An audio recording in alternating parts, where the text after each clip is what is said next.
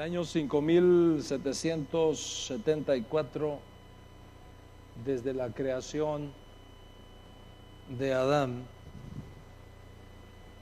vamos a continuar el tema iniciado en semanas previas sobre el tema general de eligiendo tu judaísmo.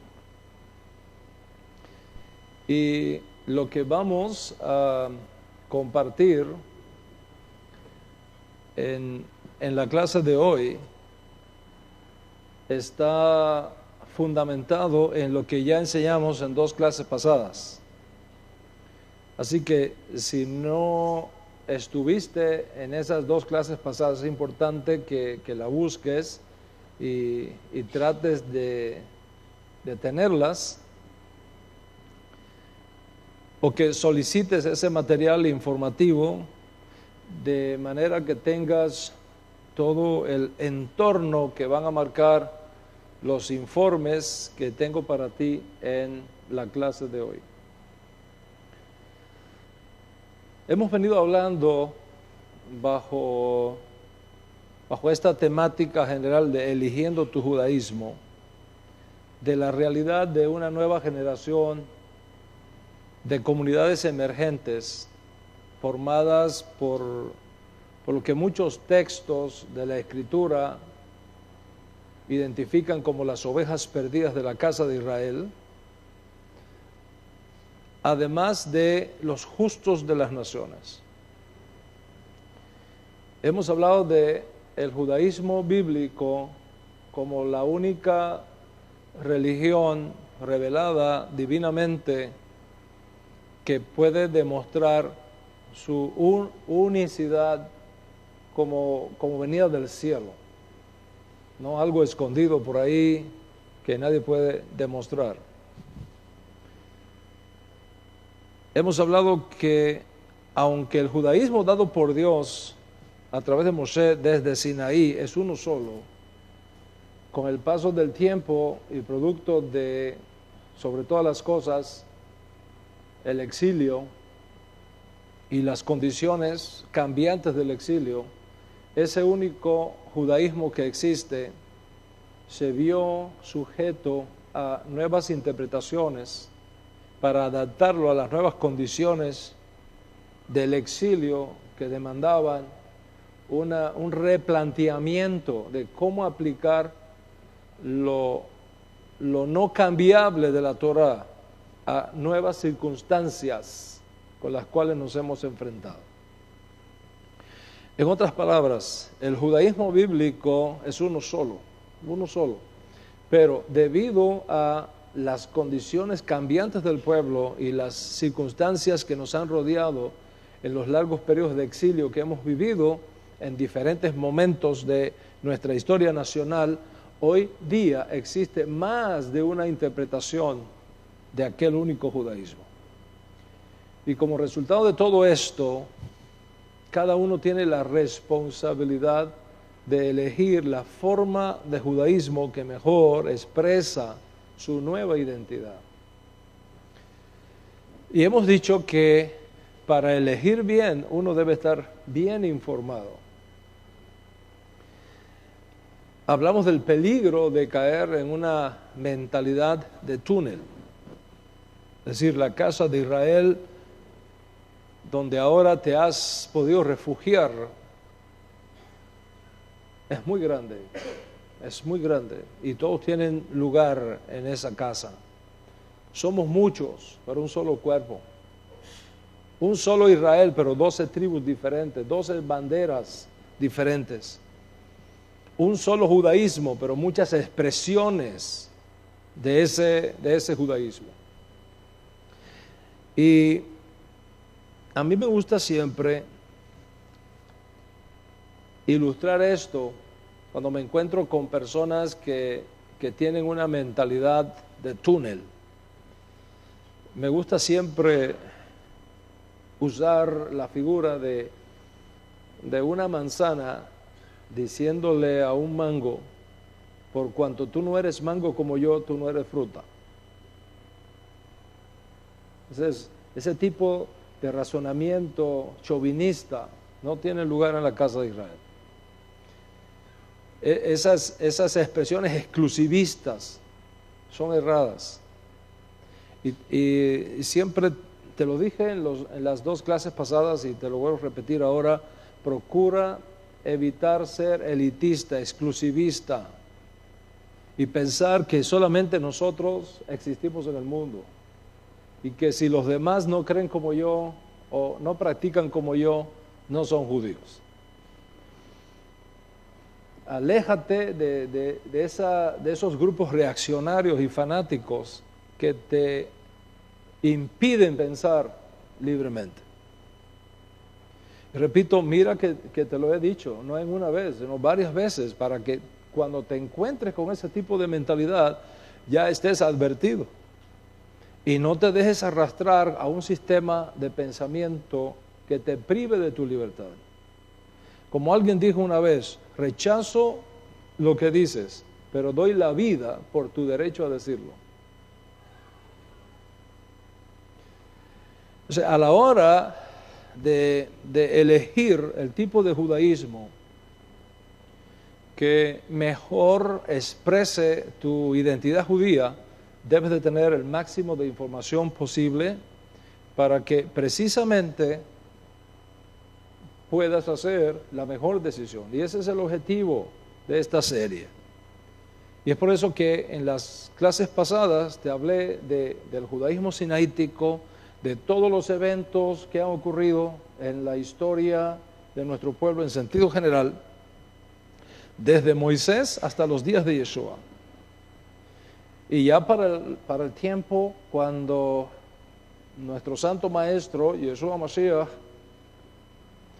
hace su aparición adulta en Eretz Israel, ese judaísmo que habíamos recibido de Moshe, de Yahshua, de los profetas, de los ancianos, de los hombres de la gran asamblea, se encontraba sujeto a diferentes tipos de interpretaciones que habían formado diferentes escuelas de pensamiento alrededor de la única Torá que teníamos, dada divinamente en Sinaí.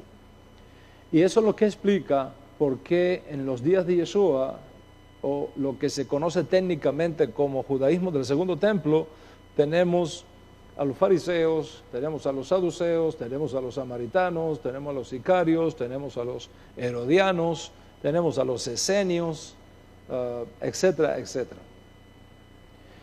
Grandes disputas filosóficas que tienen lugar entre estos grupos, cada uno defendiendo lo que ellos creían era la mejor manera de preservar el judaísmo único que habían recibido de Moshe a través de Yahshua, los ancianos, los profetas, los hombres de la gran asamblea. Luego de la destrucción del templo y en nuevas condiciones de exilio, se formaron varias escuelas de pensamiento dependiendo de las áreas hacia donde los llevó el exilio. Algunos se fueron hacia la región de la Babilonia y ahí se formó lo que se llama el judaísmo mizrají o el judaísmo oriental. Irán, Irak, Siria, Medio Oriente, Norte de África, Yemen, etc.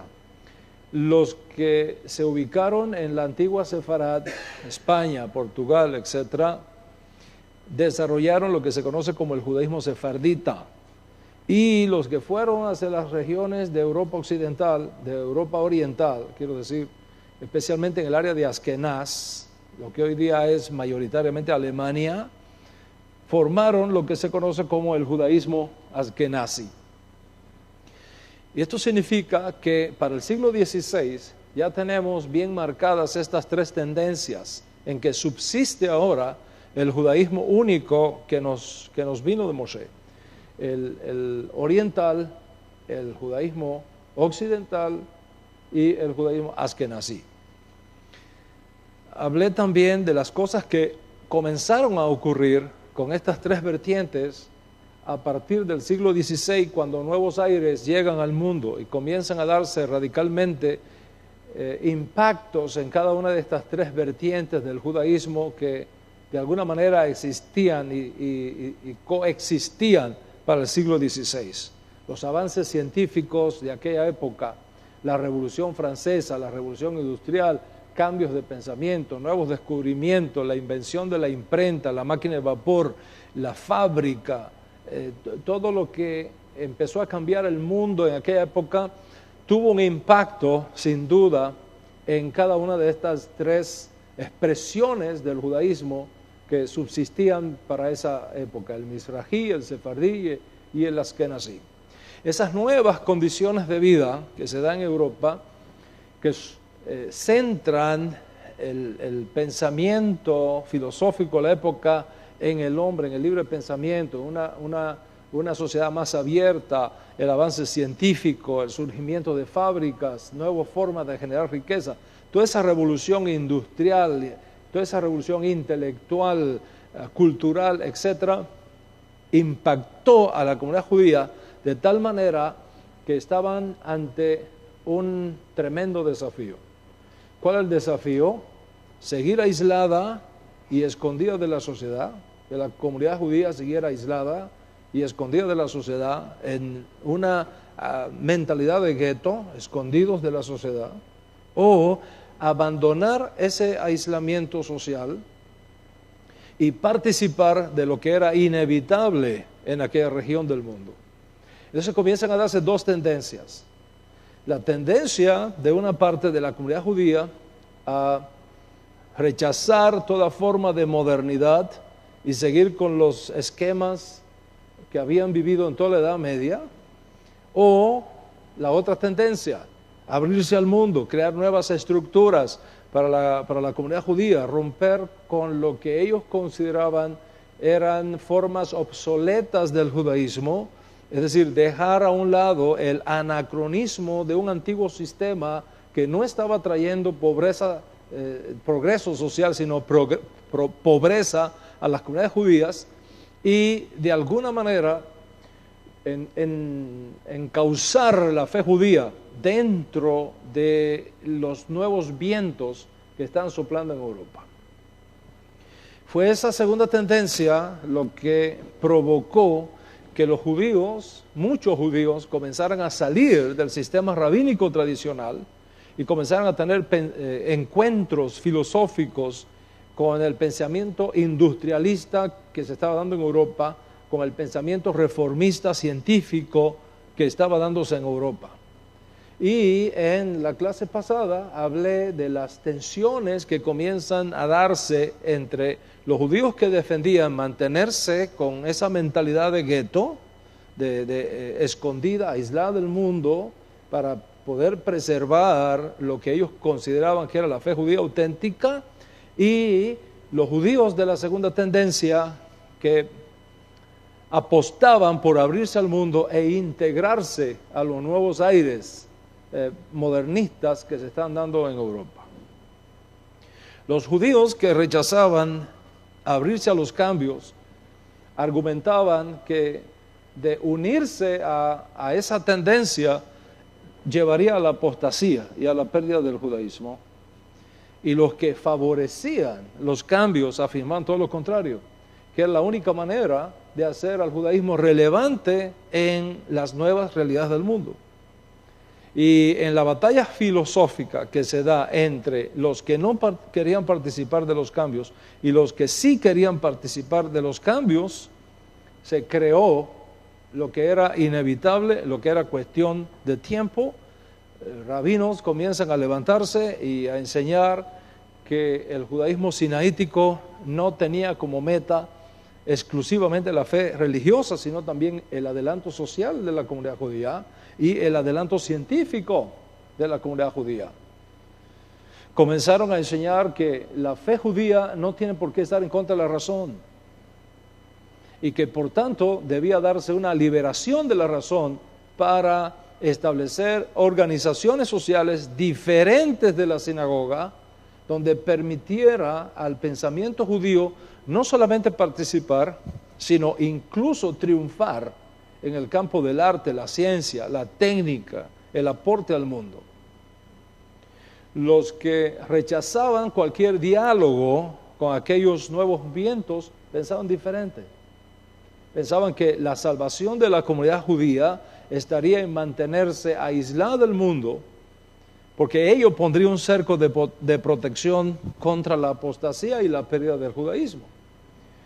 Los que se abrían al cambio enseñaban que mientras por un lado uno no puede abandonar los valores intrínsecos, incambiables y permanentes de la fe judía, por el otro había que participar en la sociedad y aportar al mundo lo mucho que podían no solamente aportar, sino establecer como beneficios sociales, económicos y políticos, ahora que estaban en la mesa todas esas posibilidades.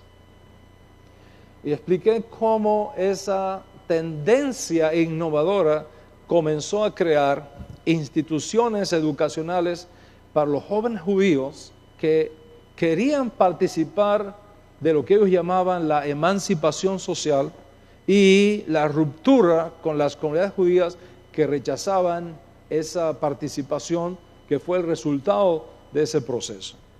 Y entonces explicamos cómo para fines del siglo XVIII y principios del siglo XIX surge en Europa una nueva generación de judíos cuya lengua social ya no era la de sus padres, de sus ancestros, es decir, el arameo, el yiddish o el ladino, sino ahora el idioma de la comunidad a la cual se habían abierto. Y los muchachos comenzaban a hablar ahora alemán, francés, etcétera, no simplemente yiddish o ladino. Mencionamos el aporte que hacen algunos rabinos, especialmente el rabí Geiger, para esta época, quien enfatiza la importancia de reformar no la Torá. Y esto es muy, muy importante. Reformar no la Torá, en ninguna manera. La Torá no es reformable, sino el judaísmo existente en ese momento en Europa, especialmente el judaísmo askenazí, para que pudiera introducir el monoteísmo en el mundo. En otras palabras, en la mente de estos rabinos está: si los judíos vamos a difundir el monoteísmo de la Torá en el mundo, no podemos hacerlo escondido en los guetos. Tenemos que abrirnos al mundo y dar a conocer los valores éticos de la Torá y propiciar así incluso que aquellos judíos que están ya asimilados o en camino a la asimilación, especialmente en el cristianismo, que era el elemento más evidente en aquella región del mundo, regresen a la comunidad judía. O sea, la reformación del judaísmo era vista como necesaria para mantener el balance entre la hegemonía del cristianismo en una sociedad que no sabía nada del monoteísmo y a la cual el judío tenía la responsabilidad de informar acerca del verdadero Dios de Israel, y ese mensaje no podía darse en el gueto. Ese mensaje tenía que darse en las fábricas que ahora estaban surgiendo, ese mensaje tenía que darse en las escuelas que ahora estaban surgiendo, ese mensaje tenía que romper las barreras del anacronismo de una mentalidad de gueto para abrirse a las instituciones sociales, a las instituciones políticas, a las universidades y crear un éxito para la comunidad judía. Y nos quedamos en el punto histórico de referencia, en el precedente en la historia judía que llevó al rabí Abraham Geiger a defender su posición. Y nos quedamos justamente ahí, donde encontró el rabí Geiger inspiración para sus reformas. Dijimos que lo había encontrado en el judaísmo del Segundo Templo, en el judaísmo de los días de Yeshua. Ahí fue que lo encontró. Y para ser más exactos, encontró inspiración en el judaísmo que surge después de la destrucción de Jerusalén y después de la destrucción del templo de Jerusalén en el año 70 después de Yeshua. Él se dio cuenta que el mundo para el judío post-destrucción de Jerusalén, para el judío post-destrucción del segundo templo, para el judío post-destrucción del Estado judío de los días del segundo templo, aún bajo dominio romano, había creado una nueva condición, había creado una dura realidad para el pueblo de Israel. Y entonces él se pregunta, ¿qué hicieron los grandes pensadores judíos frente a este evento de proporciones catastróficas para el judaísmo? Según el Rabbi Geiger, los grandes pensadores judíos de aquel momento, como Yohanan ben Zakkai, Rabbi Akiva, etc., llegaron a la conclusión de que había que promover un nuevo significado a una realidad social y política totalmente diferente a la que habían vivido aquellos que les precedieron en los tiempos anteriores a la destrucción de Jerusalén. Él se dio cuenta que los hombres pensantes de Israel, que estaban asociados a el fariseísmo, se vieron en la necesidad de renovar el judaísmo y reemplazar un judaísmo que estaba centrado en la liturgia del templo, un judaísmo que estaba centrado en los sacrificios de los animales exigidos por la ley de Moisés, por una interpretación nueva del judaísmo que le permitiera operar cuando el templo no está en pie, que le permitiera operar cuando no hay posibilidad de hacer los sacrificios exigidos por la Torá. De esa manera surge, luego de la destrucción del segundo templo, un nuevo judaísmo. El judaísmo innovador de los maestros fariseos que con el tiempo fueron conocidos como los rabinos, es decir, los líderes religiosos de las nuevas comunidades judías que habían sobrevivido a la tragedia de la destrucción del templo y de Jerusalén.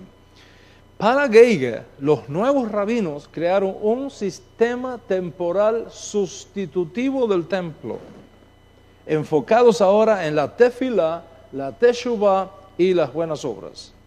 En otras palabras, los rabinos del primer siglo, en vez de cruzarse de manos y dejar morir el judaísmo, lo renovaron, lo reinterpretaron, lo redefinieron y lo adaptaron a las nuevas condiciones del pueblo en el exilio, sin templo, sin sacrificios. No solamente en la forma en que debe dirigirse el servicio sinagogal, sino incluso en sus oficiales. En otras palabras, la Torá habla de tres personajes centrales para dirigir la vida judía. ¿Cuáles son esos tres personajes centrales para dirigir la vida judía? Primero, los Kohanim, los sacerdotes, representando el poder religioso. Segundo, los reyes, representando el poder ejecutivo, político de la nación. Y tercero, los profetas, representando el poder ético de la Torá. Sin embargo, Geiger, el padre de este nuevo judaísmo que se está dando en Europa, reflexionaba y decía: cuando uno estudia la Torá, el Tanaj, ¿se mencionan los sacerdotes? ¿Se mencionan los reyes? ¿Se mencionan los profetas? Pero no se mencionan los rabinos por ningún lugar. Entonces, ¿de dónde surgieron los rabinos? ¿De dónde surgieron los rabinos? ¿De dónde y por qué surgen los rabinos? Y la respuesta que da este rabino del siglo XIX, Abraham Geiger, es que los rabinos que surgen a partir de estas condiciones que acabo de mencionar, lejos de representar una línea de autoridad sancionada, aprobada por la Torá, que se remonte hasta Moisés, surgen como resultado del vacío religioso, político y ético que se da cuando el templo es destruido, cuando Jerusalén es destruida y cuando el Estado judío es destruido. En otras palabras, cuando el templo es destruido por los romanos y una enorme cantidad de judíos son brutalmente masacrados por Roma en Jerusalén y en otras ciudades de Israel, y el resto de los judíos, la mayoría, es enviada al exilio en las diferentes provincias romanas, los Kohanim, los sacerdotes que vivían alrededor del templo, perdieron su trabajo y ya no tenían razón de ser. Por otro lado, los descendientes de la monarquía de David tampoco podían gobernar ni ejercer, porque el trono de David estaba destruido. Y tercero, la profecía fue quitada del cielo, desde el cielo. Entonces, ¿cómo puede sobrevivir el judío en estas nuevas condiciones, sin templo, sin Jerusalén, sin sacerdotes, sin reyes y sin profetas que lo dirigen? Fue así, dice él, que ese vacío que se da por todas estas razones que permitió la innovación de los fariseos, que luego se llaman a sí mismos, se hacen llamar rabinos, tomando sobre sus hombros la responsabilidad de reformar el judaísmo para hacerlo relevante a las nuevas y difíciles condiciones de exilio que habían llegado para Israel. Geiger llegó a la conclusión de que para salvar el judaísmo, los líderes fariseos, llamados ahora rabinos o maestros de la comunidad judía, estuvieron dispuestos a reformar el judaísmo para salvarlo en tres áreas fundamentales. ¿Cuáles fueron esas tres áreas fundamentales? Primero, sustituyeron el sistema de los sacrificios de animales por las plegarias a fin de reproducir virtualmente mediante ciertas confesiones de ciertas plegarias los sacrificios que habrían tenido lugar si el templo hubiese permanecido en pie. Segundo, reemplazaron el sacerdocio hereditario que venía por Aarón y su descendencia, que era un liderazgo hereditario, por un liderazgo laico, basado en el conocimiento del líder más que en su herencia ancestral. Y tercero, sustituyeron la idea de un solo sumo sacerdote por la idea de que ahora cada judío, cuando reza en su casa, se convierte en sacerdote de su familia, reemplazando así la hegemonía sacerdotal por la democracia del laicado. ¿Cuántos están conmigo hasta aquí? Ok. ¿A qué conclusión llega entonces Geiger? Toda persona que sea de reconocido conocimiento en los asuntos de la ley judía tiene el derecho de ser llamado rabino por sus colegas. Interesante que en Pirkei Avot, que es un documento que se da en los 200 primeros años después de la destrucción de Jerusalén, documento creado por lo que Geiger llama el fariseísmo reformista innovador post-destrucción del templo, en un tratado que se llama Pirkei Avot, dice, y voy a citar: el que aprende de otro judío un solo capítulo de la Torá, una sola ley, un solo versículo, una sola sentencia o una sola letra, debe tratarlo con honor.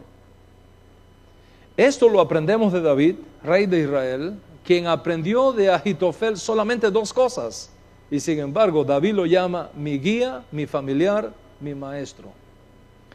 Si David, continúa diciendo Pirkei Avot, rey de Israel, quien aprendió solamente dos cosas de Ahitofel, lo llamó su maestro, uno que aprende de otro, un capítulo completo de la Torá, una ley, un versículo, una frase, incluso una letra, con mayor razón debe ser tratado con honor. Y ese honor solamente es debido por la Torá, como está escrito: los que instruyen Torá al mundo heredan honra. Concluye entonces Pirkei Avot: si la única cosa que conoces es la Aleph, es una letra hebrea, la primera letra del Aleph Bet, ¿okay? Dice Pirkei Avot, si la única cosa que conoces es la Aleph y le enseñas a alguien la Aleph, entonces para tu estudiante, tú eres su rabino.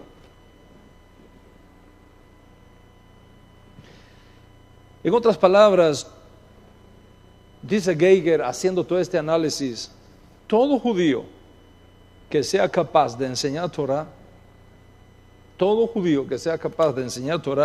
merece ser llamado rabí por aquellos de quienes reciben su enseñanza, aun cuando no tenga una ordenación rabínica tradicional. En otras palabras, para Abraham Geiger, el judaísmo post-destrucción de Jerusalén y el judaísmo post-destrucción del templo fueron oportunidades para que los líderes fariseos, que no eran sacerdotes, ni eran reyes, ni eran profetas, se levantaran para salvar al judaísmo en las nuevas condiciones, lo reformaron, reformularon el judaísmo para hacerlo relevante a la nueva situación que se había presentado para el pueblo de Israel. Dice este rabino, Abraham Geiger, aquí en Europa ahora, estamos hablando 1860, 1850, siglo XIX, ¿ok?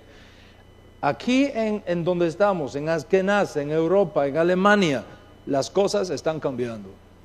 Los jóvenes judíos no están siendo atraídos al judaísmo tradicional. Nuestros jóvenes están siendo más bien asimilados en las culturas nacionales, no quieren venir a la sinagoga. Y cuando nuestros jóvenes vienen a la sinagoga, se duermen, no rezan, están todos dormidos. No están siendo atraídos por el viejo sistema. Otros de nuestros jóvenes se han ido al cristianismo. El judaísmo corre peligro de desaparición. Consecuentemente, se impone para nosotros la responsabilidad de reformar el judaísmo como lo hicieron los fariseos en el primer siglo. Y debido a esta realidad, argumenta el rabí Geiger, si queremos salvar al judaísmo del ostracismo del gueto que no tiene futuro, tenemos que crear un nuevo judaísmo. Y yo propongo que ese nuevo judaísmo se llame judaísmo reformista. Esa fue su propuesta. Y es así que surge en Europa una nueva expresión del judaísmo antiguo, llamado ahora judaísmo reformista. Es evidente que cuando entendemos todo este contexto, nos damos cuenta que el judaísmo reformista es un esfuerzo honesto por evitar lo que ellos veían como el peligro de la desintegración del judaísmo ante la enorme apatía de las nuevas generaciones por ese judaísmo viejo, según Geiger, obsoleto, que no tenía ideas frescas, sino que era simplemente más de lo mismo. El judaísmo reformista surgido así postula que el judaísmo del gueto fue bueno para un momento de la historia, pero que ahora no es relevante en las nuevas condiciones que han llegado al mundo. Y como resultado de esta nueva enseñanza rabínica surge el concepto de la judaidad por encima del judaísmo y la idea de el pueblo de Israel por encima del concepto de pueblo escogido. En otras palabras, los infortunios de nuestro pueblo, decía Geiger, no es el resultado de un castigo divino que se resuelve exclusivamente con ascetismo, sino una opresión social a la cual hay que responder con la fuerza de la razón, con la fuerza del intelecto, con la fuerza del adelanto social, con la fuerza del adelanto científico. Había nacido en Europa, para decirlo claramente, un nuevo judaísmo, el judaísmo reformista. Ese judaísmo donde se da la bienvenida no solamente al pensamiento religioso, sino también al pensamiento científico. Y este nuevo judaísmo que surge ahora en Europa motivado para abrazar la sociedad, para integrarse a ella, para abrazar la modernidad, para abrazar la prosperidad y la emancipación económica que había llegado a Europa, se plantó con bases muy firmes. Ahora, cuando uno hace un análisis honesto de esta realidad judía de la época, el reformismo enfatizaba la idea de la permanencia judía en su país de origen, más que en un sueño judío de crear un nuevo Estado de Israel. Repito esa idea. Eso es muy importante, este concepto. Debido a esto, a esta realidad, este judaísmo reformista empieza a enseñar que lo más importante no es crear un nuevo Estado judío, sino asegurarse que el judaísmo pueda sobrevivir exitosamente en las nuevas condiciones que ha llegado al mundo. Por eso, en vez de llamar a sus centros de reunión sinagogas, la llaman templo. Y hoy día usted puede distinguir ese judaísmo reformista por el nombre. Si dice templo, ya usted sabe que es judaísmo reformista. Se le llama templo porque en la opinión del judaísmo reformista no hay tal cosa como un nuevo templo que vamos a poder reconstruir, sino muchos templos que van a reemplazar a ese gran templo en las naciones donde cada judío se encuentra. Y estas tendencias, esta nueva fuerza se abrió rápidamente camino en muchas otras áreas geográficas del mundo. Ya para fines del siglo XIX se plantaron comunidades reformistas en Alemania, en Francia, en Inglaterra, en España, en los Países Bajos, incluso en los Estados Unidos y en América Latina. De esta manera, lo que había sido un movimiento inicial en la antigua Askenaz, es decir, la antigua Alemania, ahora tenía fuerza internacional impresionante en muchas partes del mundo y hoy día es uno de los movimientos judíos más fuertes que existe en todo el mundo. Después de 100 años de existencia, el judaísmo reformista se puede identificar fácilmente cuando te encuentras con los principios que ellos defienden. Primero, no vivir con una mentalidad de gueto, con una mentalidad de aislamiento del mundo. Ese es uno de sus primeros postulados. Segundo, no ser dogmático, sino abierto a nuevas ideas.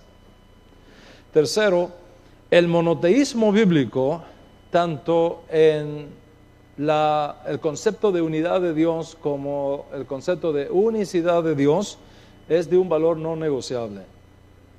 Tercero, la Torá no fue dada de una sola vez, sino es el resultado progresivo de una revelación progresiva con el apoyo de grandes hombres de nuestra historia. Es decir, aunque la Torá es divina, los hombres, no tanto Dios, los hombres crearon la Biblia como la conocemos hoy día, aunque es un libro de inspiración divina.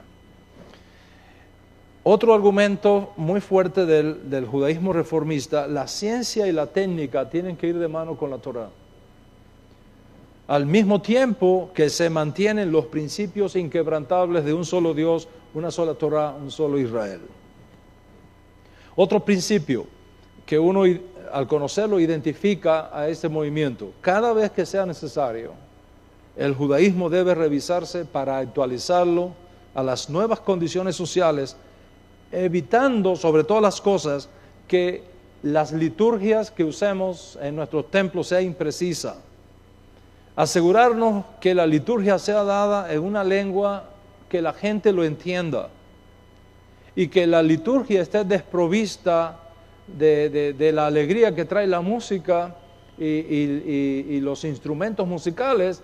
Es algo que necesita renovarse.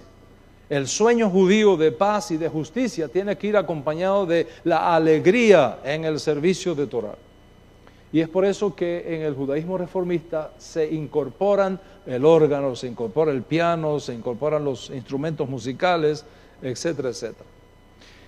Otro elemento muy importante del judaísmo reformista es la Torá tiene valor como un cuerpo de orientación ética, ¿ok?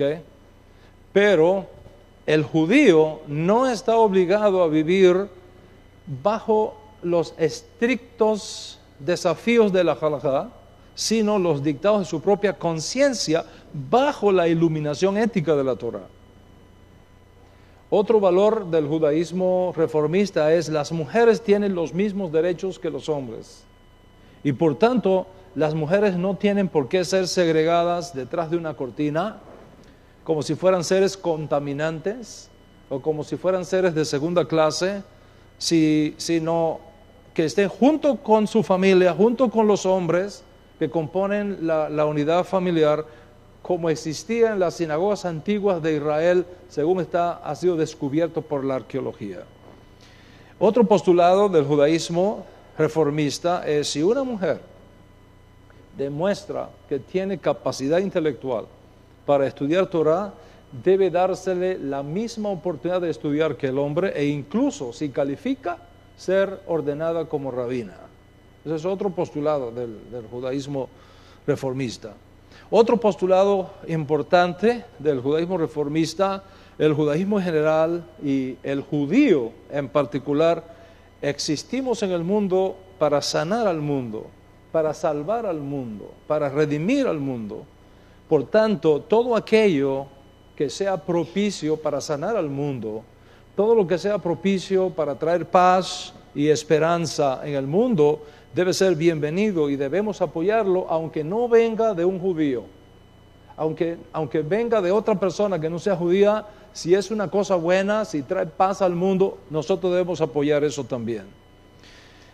El judaísmo reformista aporta también otra idea de que la era mesiánica no va a ser el resultado de un Mesías temporal, sino el trabajo de todos los hombres de buena voluntad.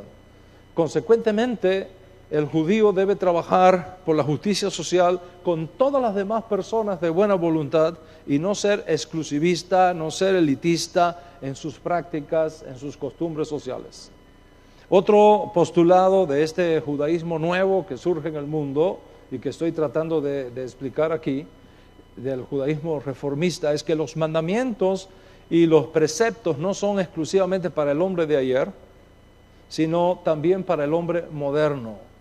Por lo tanto, lo que no sirva para encarnar la fe y la esperanza judía en la sociedad debe ser revisado, redefinido y adaptado para que sea relevante socialmente. Otro concepto del judaísmo reformista: los rezos deben ser más espontáneos que litúrgicos. Las plegarias en el servicio de Shabbat deben ser más cortas y dar más espacio al corazón. Otro postulado del judaísmo rabínico: el judaísmo debe ser atractivo para las nuevas generaciones de judíos, especialmente para los jóvenes sobre los cuales cae la responsabilidad de continuar el judaísmo en su generación. Otro postulado: es responsabilidad de cada comunidad del movimiento reformista hacer todo el esfuerzo que sea por retener consigo a los judíos que están en peligro de asimilación. Por lo tanto, el judaísmo debe ser sensible a las necesidades del joven moderno para atraerlo al judaísmo, no para que se nos vaya del judaísmo.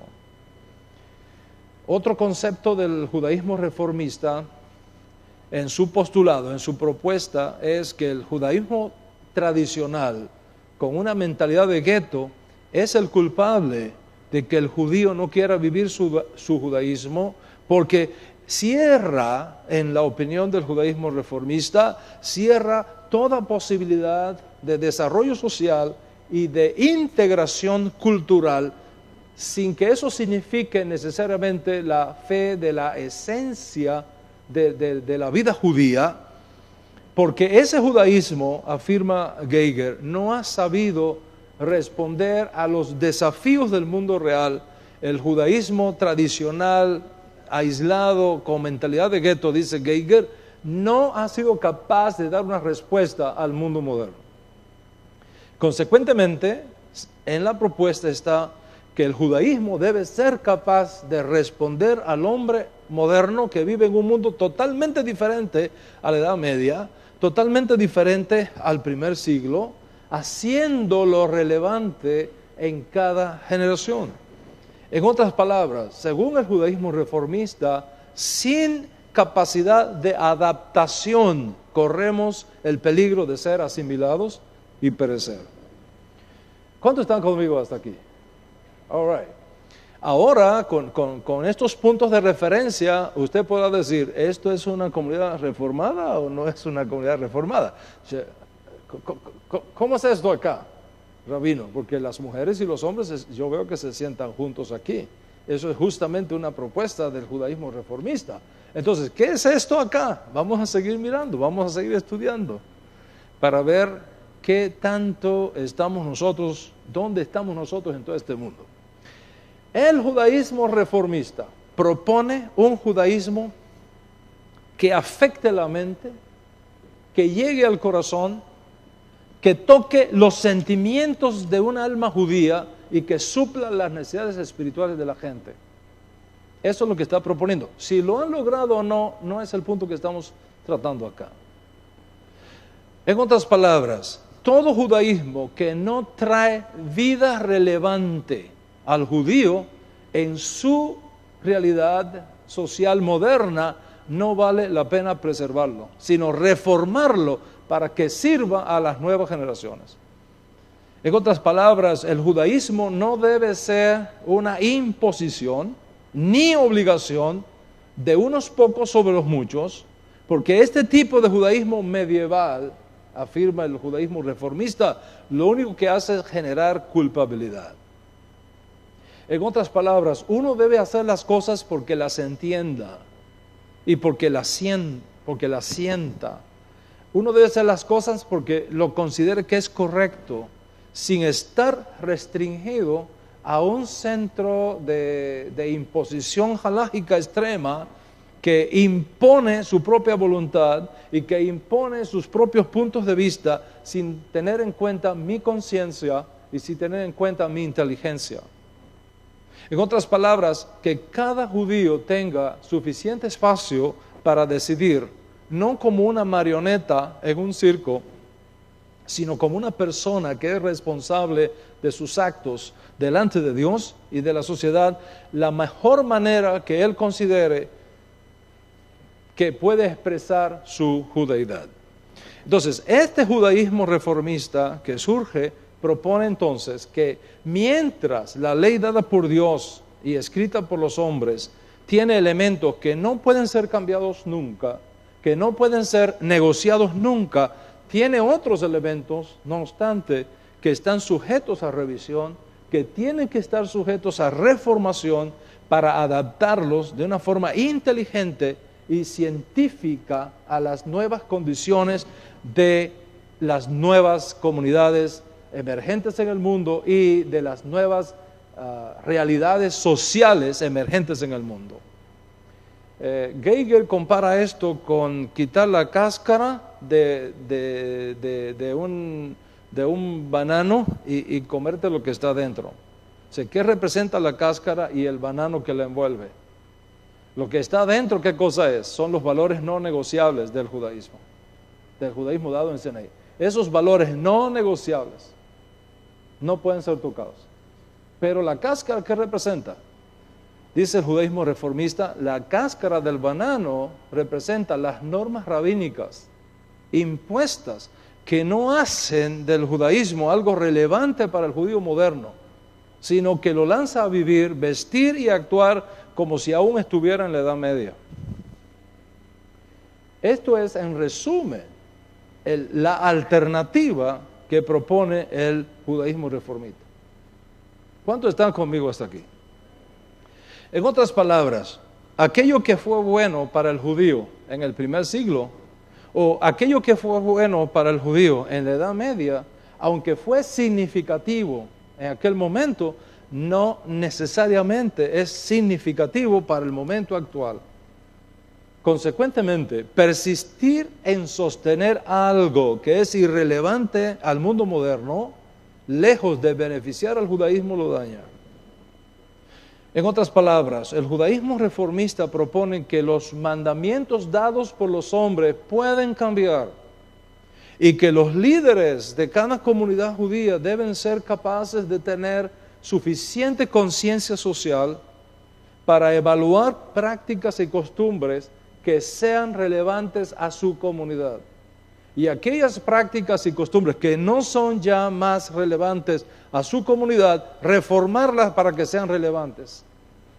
Consecuentemente, cada judío debe tener libertad por sí mismo para decidir libremente qué judaísmo quiere para sí y qué judaísmo quiere para su casa.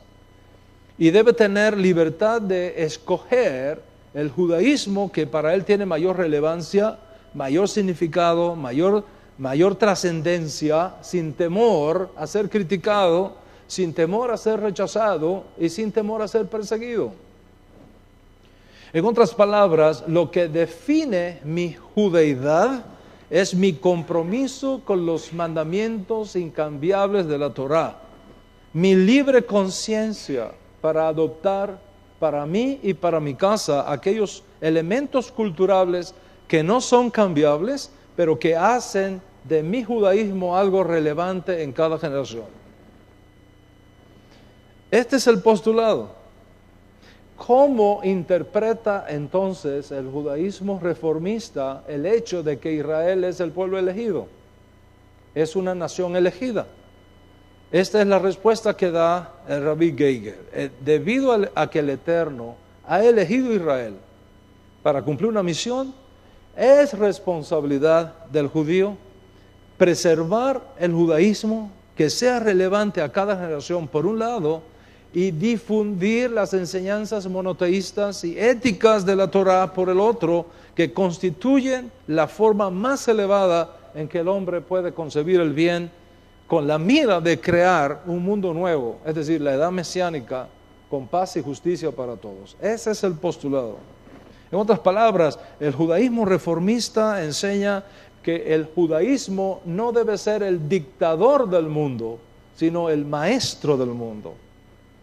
Debe ser el gran facilitador que es responsable con la misión divinamente encomendada, proveyendo un ejemplo de ética y paz y ayudando al mundo a perfeccionarse, ayudar al mundo a mejorarse.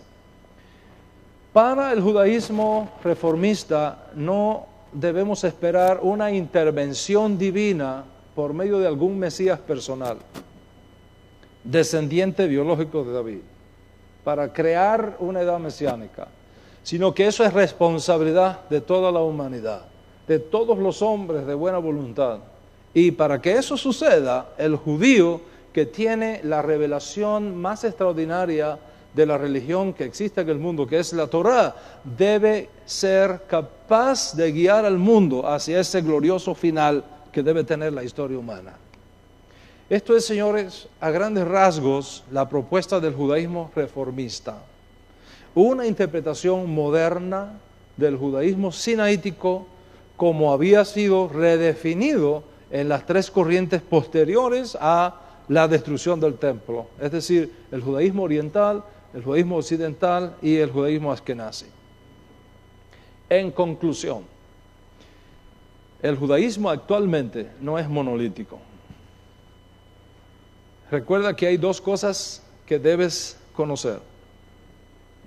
Que aunque el judaísmo dado por Dios a través de Moisés es uno solo, con el paso del tiempo, debido a todos estos factores de cambios de circunstancias, existe en nuevas interpretaciones.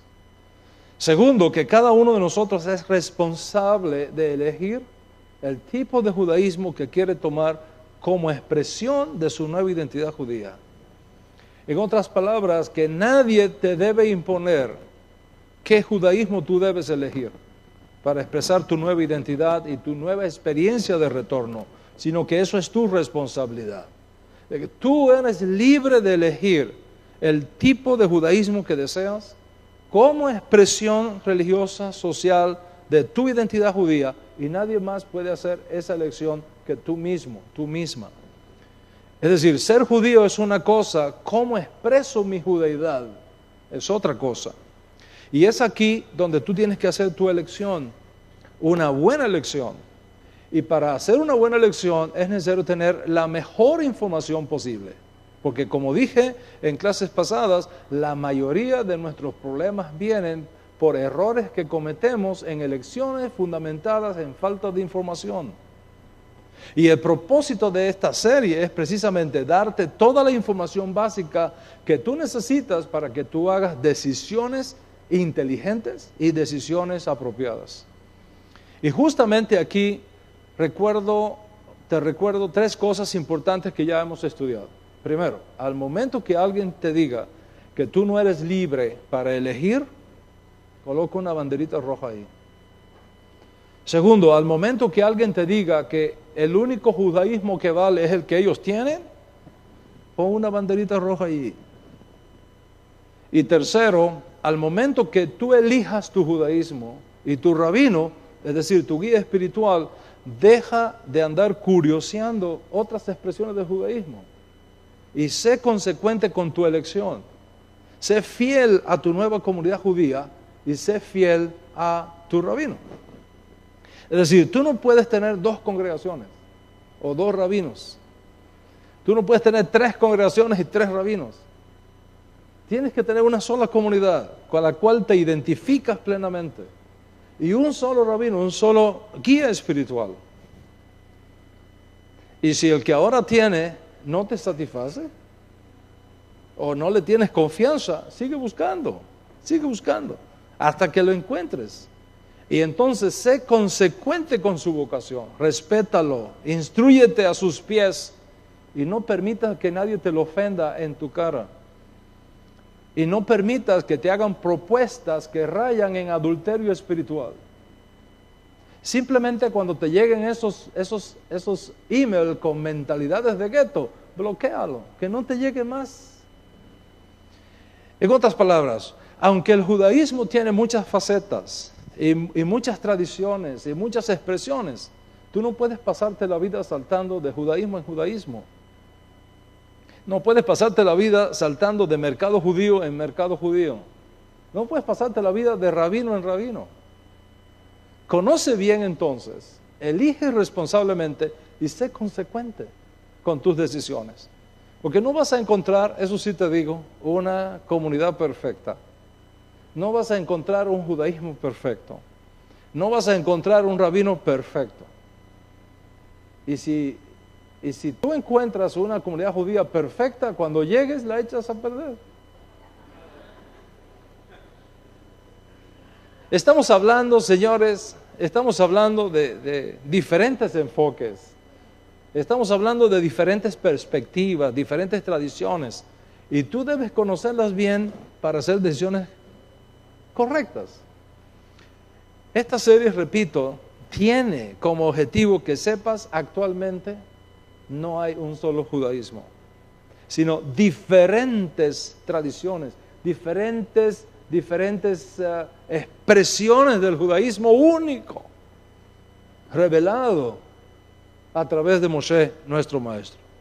Ahora tú comienzas a conocer la realidad de esto que estamos hablando y un nuevo mundo comienza a abrirse delante de ti. Pero no te dejes confundir por las voces que te digan que su judaísmo es el único que existe y que todos los demás están equivocados. No te dejes confundir por voces que te digan que solamente son sus rabinos los únicos que representan el auténtico judaísmo y que los demás rabinos no sirven. Como Raf de esta comunidad y presidente de la alianza internacional que represento, y como uno que ama y ha tenido que sentarse con rabinos creyentes en Yeshua por varios años, desde 1989 hasta 1995, y como uno que fue autorizado por su maestro a enseñar Torah en el mundo hispano, es decir, que no soy una rueda suelta, no soy un llanero solitario, sino autorizado desde el año 1995 por un rabino para hacer lo que estoy haciendo, como uno que ama la Torah, como uno que enseña la Torah, desde esta plataforma y sirvo a esta y a otras comunidades de nuestra alianza por más de 25 años. Y como uno que ha demostrado su conocimiento de la Torá, de Mashiach, de nuestra fe, de nuestra halajá judía que profesamos, yo estoy de nuevo delante de ti para decirte, ten siempre una mente abierta. Que no comprometas tu libertad de conciencia.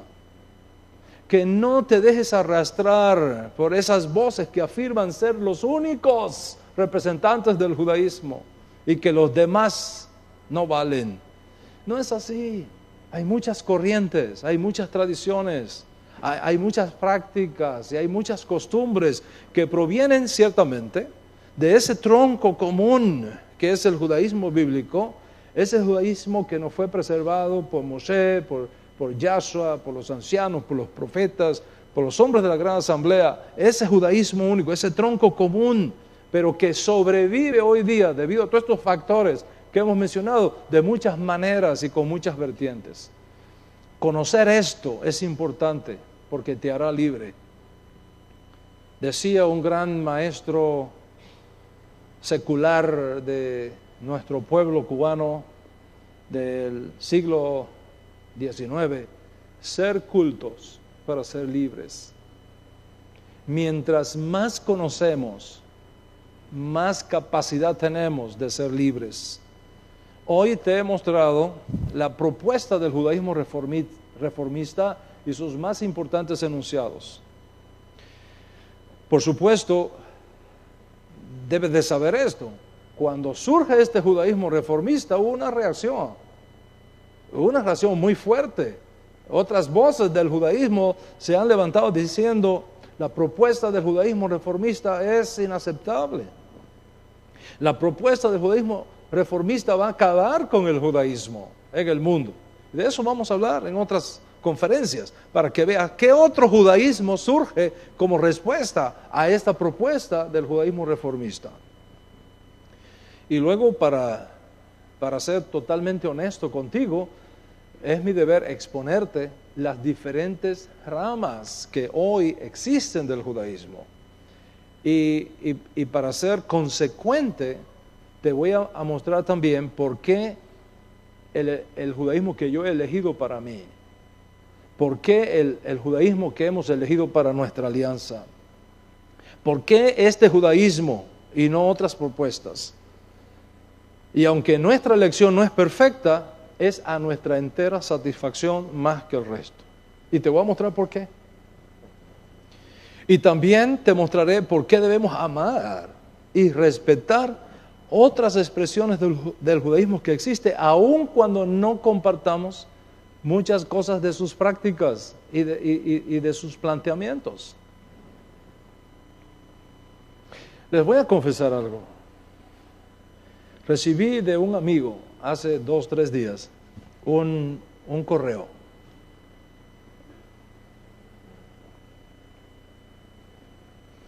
con una exposición que hizo el señor presidente de Ecuador.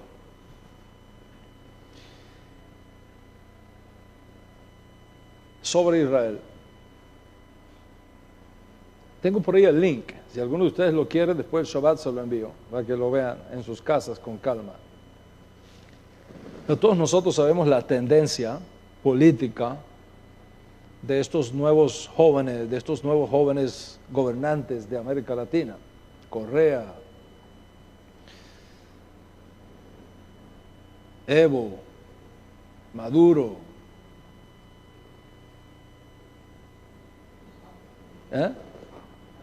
Santito, etcétera. Esos jóvenes, son gente joven que está guiando a América Latina. Sabemos de esas tendencias.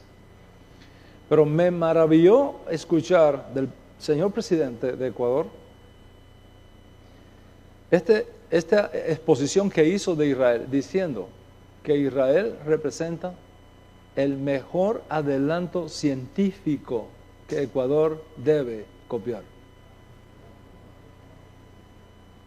Al contrario de una mente retrógrada que dice, desde lo más profundo de mis entrañas maldigo a Israel, estas nuevas voces dicen, Israel tiene lo mejor de desarrollo tecnológico del mundo y debemos traerlo para acá. Eso es tener una mente académica, aun cuando tú no estés de acuerdo en todas las cosas. Señores, el hecho de que no estemos de acuerdo en todas las cosas no significa que tengamos que ser enemigos.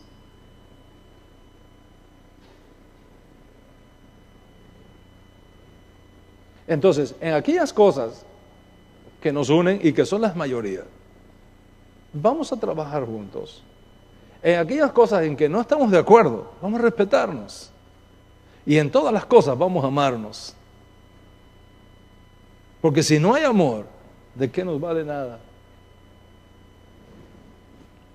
Ese principio de sembrar la paz, de buscar el bien común,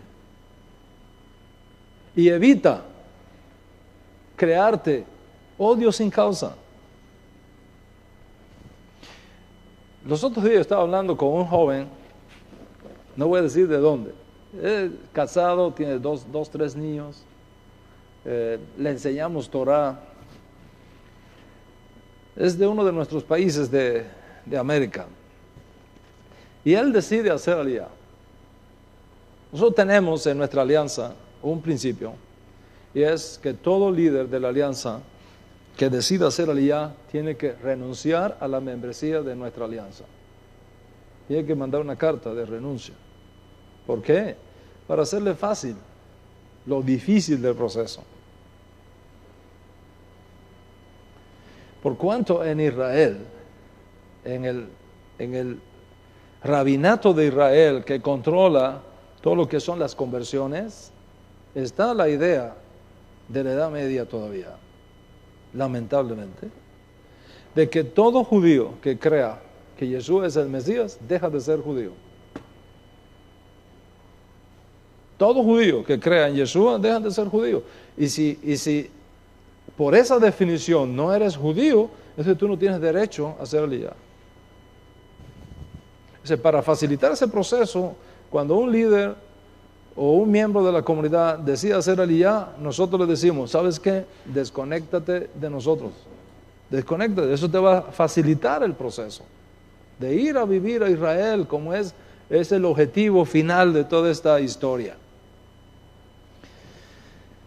Lamentablemente, cuando algunos que estuvieron asociados conmigo, porque en Israel todo el mundo sabe quién yo soy, desde Netanyahu hasta el Rabí Eliyahu, todo el mundo sabe quién es Dan Ben Abraham, me conocen bien. Los otros días un kibutz en Israel, creyente, quiso introducir las leyes de kashrut en la cocina, quiso hacerlo kosher, pero ellos son kosher, pero para hacerlo oficialmente kosher tenía que tener un masguía aprobado por el rabinato. Entonces contratan los servicios de un masguía. El masguía es el que se asegura que todo sea kosher en una cocina pública. Y entonces le piden permiso al rabinato para contratar los servicios de un masguía. Y cuando van a la reunión, el rabino principal le dice, ¿ustedes conocen a Dan Ben Abraham?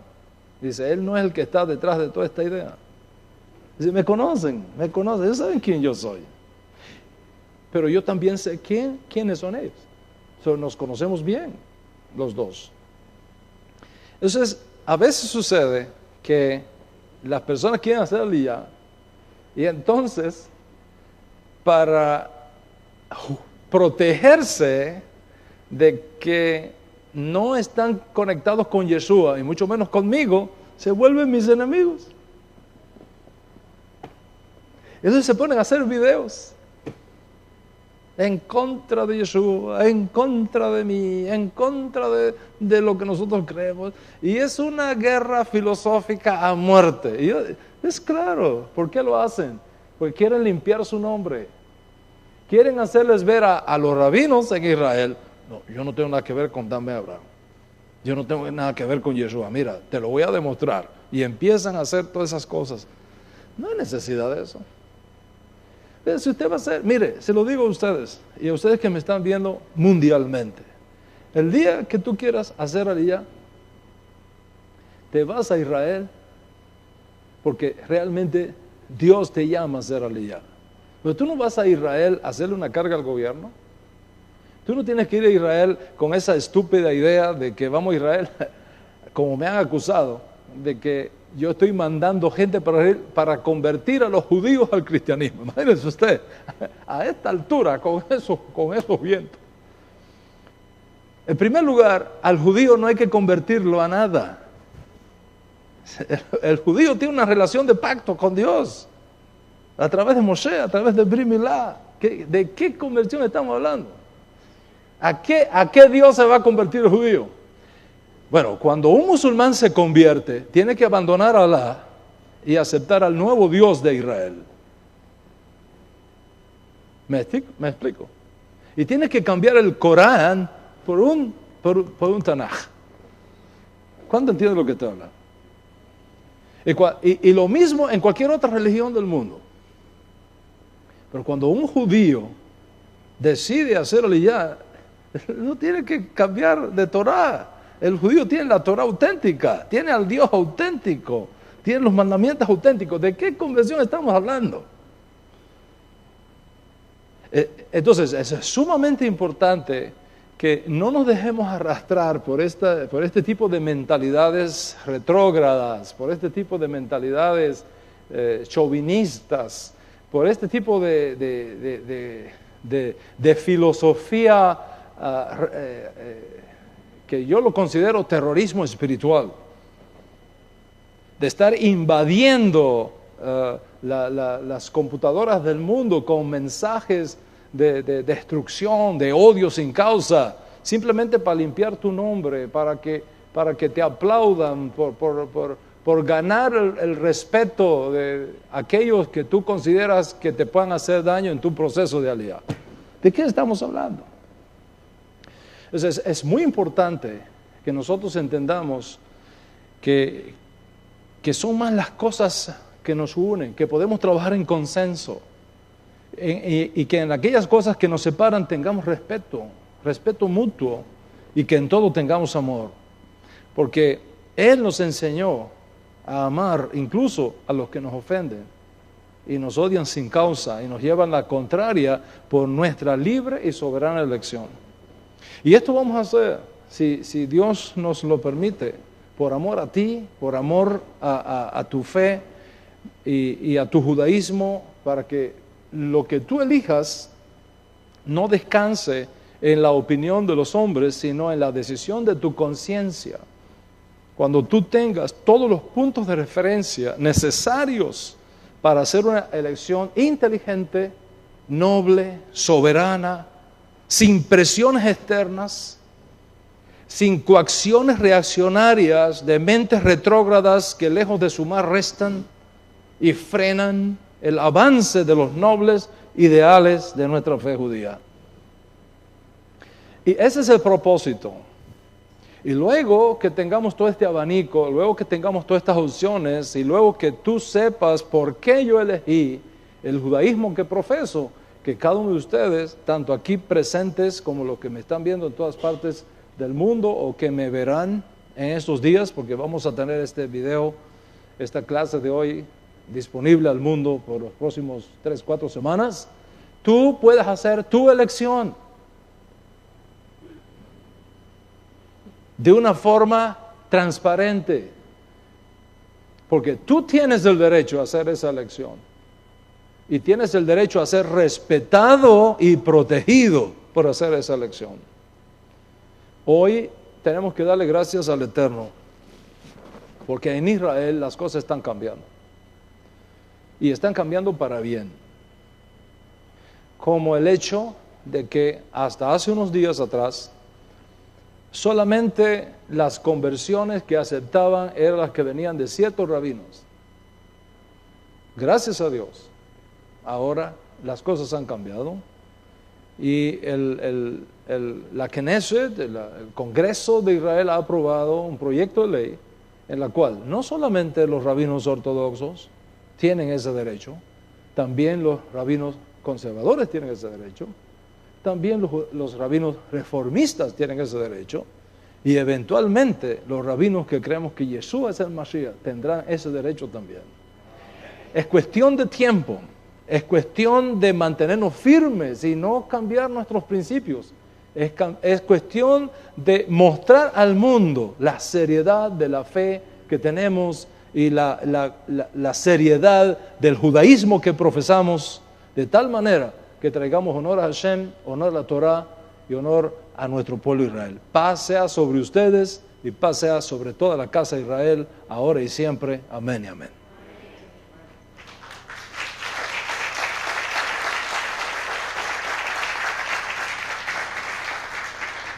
Baruch Hashem.